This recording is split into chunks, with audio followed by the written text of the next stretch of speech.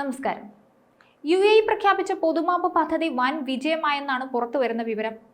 പ്രവാസികൾക്ക് നൽകിയ ഏറ്റവും വലിയ നന്മയാണ് പൊതുമാപ്പെന്നാണ് വിലയിരുത്തപ്പെടുന്നത്. പതിനായിരങ്ങളാണ് ഈ പദ്ധതി പ്രയോജനപ്പെടുത്തിയത്.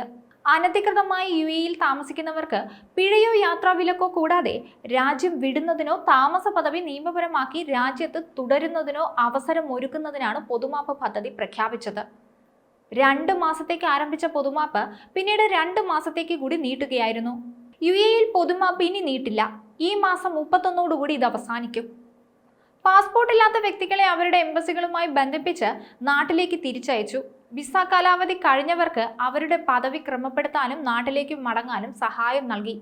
ഇതിനോടകം തന്നെ അനേകം പ്രവാസികൾ പൊതുമാപ്പിന്റെ ഗുണഭോക്താക്കളായി മാറിയിരുന്നു. വിസ നിയമലംഘനത്തിന്റെ പേരിൽ അഴിയെന്നുമെന്ന് ഭയപ്പെട്ടിരുന്നവർ ഇന്ന് സന്തോഷത്തിലാണ്. നാട്ടിലുള്ള അവരുടെ ഉറ്റവരും ഉടയരും അതിലധികം സന്തോഷത്തിൽ. മനഃപൂർവ്വമല്ലാത്ത വിസ കാലാവധി കഴിഞ്ഞ് പ്രവാസികൾ അവിടെ തങ്ങിയത് എങ്ങനെയും 4 കാശ് സമ്പാദിച്ച് നാട്ടിലെ കഷ്ടപ്പാട് തീർക്കുക എന്നതിനു വേണ്ടി മാത്രമായിരുന്നു. പക്ഷെ നിയമക്കുരുക്കിൽപ്പെട്ട് പുറത്തിറങ്ങാനാവാതെ ഇത്രയും കാലം ഒളിവിൽ കഴിഞ്ഞവർക്ക് പൊതുമാപ്പ് വലിയ അനുഗ്രഹമായിരുന്നു. എന്നാൽ ഇത് ഈ മാസം 31 അവസാനിക്കുകയാണ്. ഇനിയും അനേകം പ്രവാസികൾ ബാക്കിയാണെന്നാണ് പുറത്തു വരുന്ന വിവരങ്ങൾ സൂചിപ്പിക്കുന്നത്.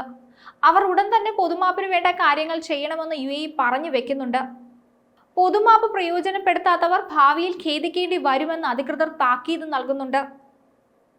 അനധികൃത താമസക്കാരെ കണ്ടാൽ അറിയിക്കണമെന്നും JDRFA പൊതുജനങ്ങളോട് അഭ്യർത്ഥിച്ചിട്ടുണ്ട്.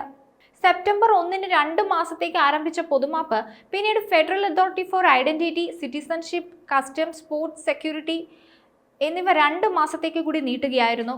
കാലാവധിക്ക് ശേഷം ജനുവരി 1 മുതൽ രാജ്യത്ത് അനധികൃതമായി തങ്ങുന്നവരെ കണ്ടെത്താൻ ബന്ധപ്പെട്ട വകുപ്പുകളുമായി സഹകരിച്ച് പരിശോധന ശക്തമാക്കാനാണ് അധികൃതരുടെ തീരുമാനം.